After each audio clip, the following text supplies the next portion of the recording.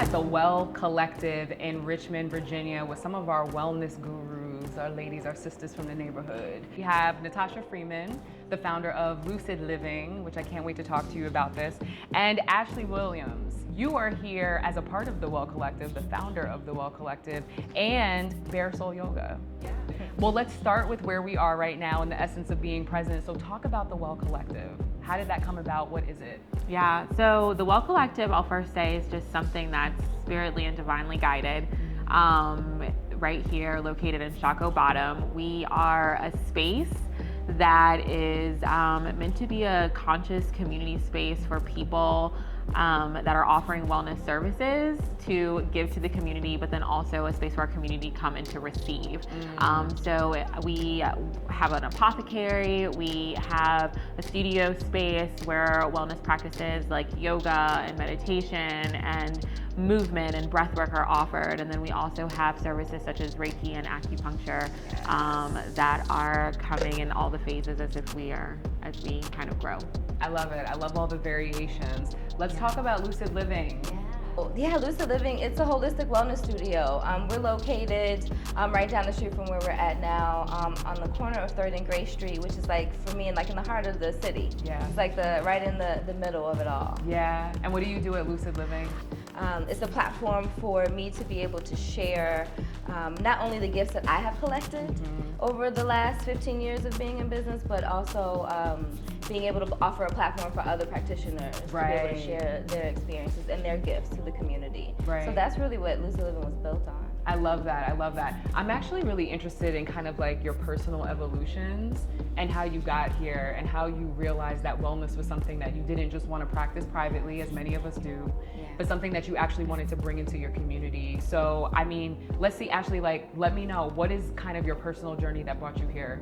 So I started practicing in 2012, and so what jolted my practice initially was a loss.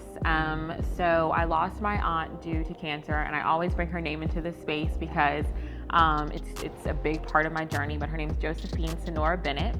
And she passed away due to cancer. And so at that time, as many of us do when we lose someone, I just felt really disconnected. And so I went into a huge amount of grief. I felt disconnected from my body, from my life. I experienced a lot of anxiety, a lot of huge amount of stress, and my family did the same exact thing. And so the thing that really was true to me is that I lost my faith, but I just remember one time I got down on my knees and I said, God, I really just need something. And that something was I walked into a yoga class. And that first yoga class was the first time that I cried in 3 months of her passing. And so at the time I was a mental health behavioral specialist, and I was teaching people how to manage their grief, and I wasn't managing my own.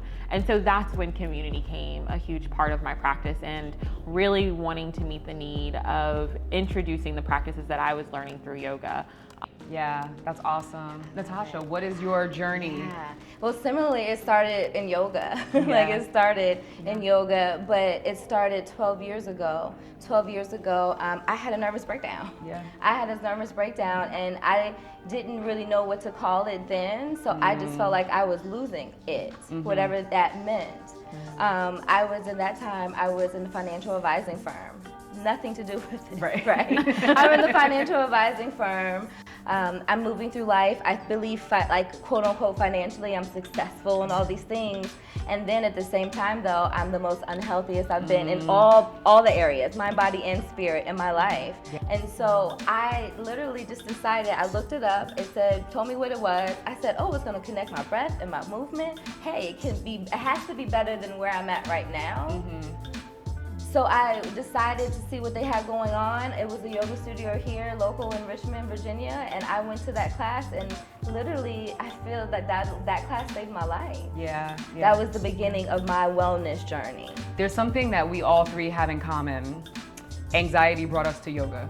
I started suffering from severe anxiety and panic attacks going into my junior year of college.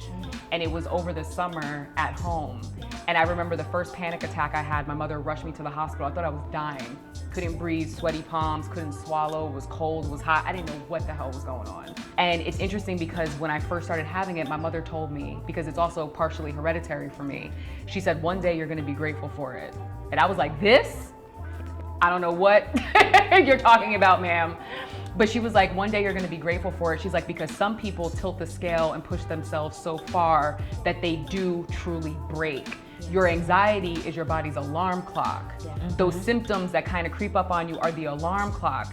You're doing too much. You're doing something that's against it. You were in financials. I was an intern at IBM. And so I just wanted to share that. That is, a personal story, but that is something that brought all of us there. Yeah, and important. What would be your definition of wellness? Of wellness, it's freedom. It's freedom because it offers the ability to journey within the self, like you shared earlier, to journey within the self. And that journey within self, the more that we get to know ourselves, the more, in my experience, that I have gotten to know God.